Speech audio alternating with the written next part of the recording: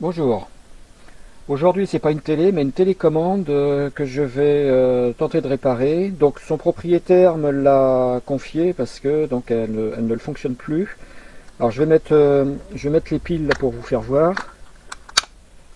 Donc déjà, je sais pas si vous voyez bien, je vais éteindre la lumière. Voilà.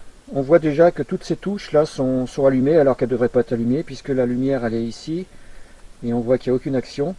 Donc ça déjà c'est pas normal. Et lorsque j'appuie sur le bouton, on voit que je n'ai aucun signal. On voit qu'il n'y a rien qui se passe. Contrairement à une télécommande qui fonctionne, hein, comme celle-ci, quand on appuie sur un bouton, on voit bien la LED infrarouge qui envoie le signal à la télé. Hein, alors que celle-ci, rien ne se passe. Donc en gros rien ne marche, hein, hormis l'éclairage ici là, qui fonctionne. Hein. Donc ça veut bien dire que les piles sont correctes quand même. Donc ce que je vais faire, je vais commencer par la démonter. Alors pour cela, alors c'est pas évident, hein, mais il faut prendre un tournevis et puis sur le côté là, ouvrir comme ça là, et puis déboîter. Alors il faut y aller doucement, hein, et déboîter les deux parties entre celle-ci et puis celle-là. Alors après avoir enlevé les piles, donc je vais me servir de cet outil là avec une lame très fine à l'extrémité et puis de deux petits tournevis plats. Et je vais commencer déjà à ouvrir ici là. Donc on voit que j'arrive un petit peu à écarter ici. Et donc après ce que je vais faire, je vais glisser un tournevis en dessous. Voilà. Et là on voit que je peux placer, donc c'est pas évident, hein, et bon, on abîme toujours un petit peu le plastique, hein, ce qui est regrettable, mais bon, j'ai pas le choix. Donc voilà, et puis ce que je vais faire après, je prends l'autre tournevis et puis je vais écarter sur toute la périphérie tout doucement là.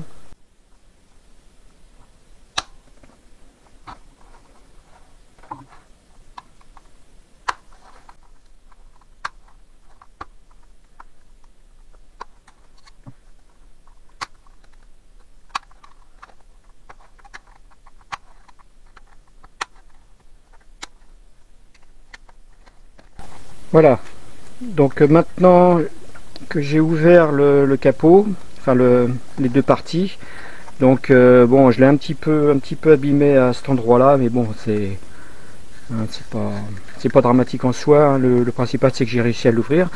Alors qu'est-ce qu'on voit à l'intérieur? On voit qu'il y a quand même quelque chose là qui a coulé. Alors comme ça l'emplacement des piles, je soupçonne que c'est les piles, les anciennes piles qui ont dû couler dedans, hein, euh, voilà, donc ça c'est pour ça qu'il faut être vigilant avec les piles. Et ensuite donc on peut séparer cette partie. Voilà, et donc là on a tout le circuit, on va dire de la télécommande. Et on voit à ce niveau là qu'il y a, c'est pas mal oxydé. Donc ce que je vais faire, je vais commencer à nettoyer un peu tout ça avec de l'alcool isopropylique, hein. Donc voilà, donc c'est de l'isopropanol. Et puis je vais commencer déjà à nettoyer toutes les pistes ici pour voir un peu plus clair et enlever toute cette... Bon, ça y est, j'ai nettoyé toutes les pistes, hein. Donc on voit bien ici que ça a été pas mal quand même corrodé, hein, par l'acide des piles. J'ai nettoyé également là tous les petits, donc les pistes en graphite là, c'est ce qui fait le contact sur donc toutes hein, la piste, hein, qu'on appuie sur la touche ici, ça, hein, c'est à base de graphite. Et ce que je vais faire, je vais brancher je vais raccorder les piles, puis je vais voir ce qu'il en est, hein. Si ça s'allume, ça veut dire que là c'est pas encore bon. Donc, je remets la plaque, je remets les piles. Voilà, et on voit que tout est allumé.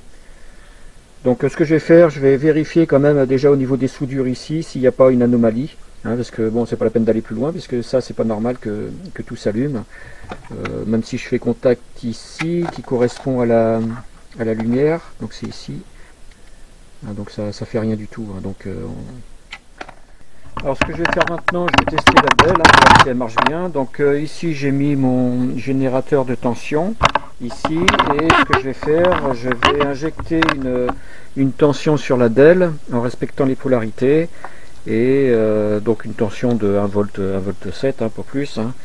Et on va voir normalement si elle marche. Donc là j'injecte et on voit que ça s'allume. Donc ça veut dire que la DEL n'est pas en défaut. Et bon, ce que je vais faire, je vais reprendre un peu toutes les soudures qui sont là. Je vais vérifier aussi celles qui sont sur le circuit intégré ici, parce que c'est lui qui fait la gestion de l'ensemble de la télécommande. Donc s'il n'y a rien à ce niveau-là, ni au niveau des résistances, ça veut dire que c'est lui qui est incriminé. Et là, c'est un peu plus compliqué. Voilà, donc j'ai vérifié toutes les soudures à ce niveau-là, donc tout est correct. Et j'ai pas vu d'anomalie après avoir repris quand même avec un pistolet à air chaud à ce niveau-là. Et donc je vais prendre la référence là de ce circuit, donc c'est ADAM 26P20G. Donc je vais regarder sur si je trouve sa fiche datasheet.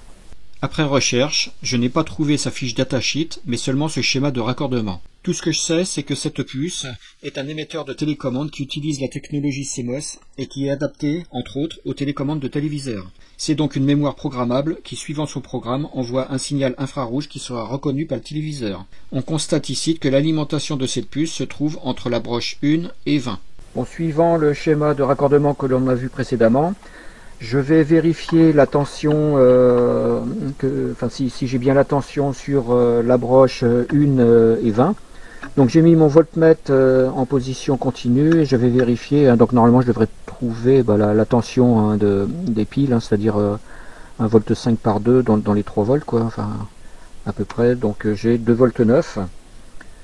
Donc ça veut dire que la puce est bien alimentée.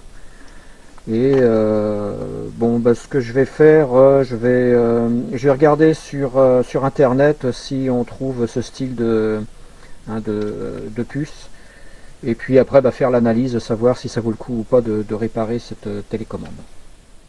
J'ai trouvé sur un site la puce ADAM 26P20G, mais l'achat ne peut s'effectuer que pour une quantité minimale de 10 pièces, et ce pour un prix de 13,39 €. J'ai également regardé le prix d'une télécommande universelle compatible avec tous les modèles de téléviseurs LG, et j'ai trouvé celle-ci pour un prix dérisoire de 3,23 € port compris.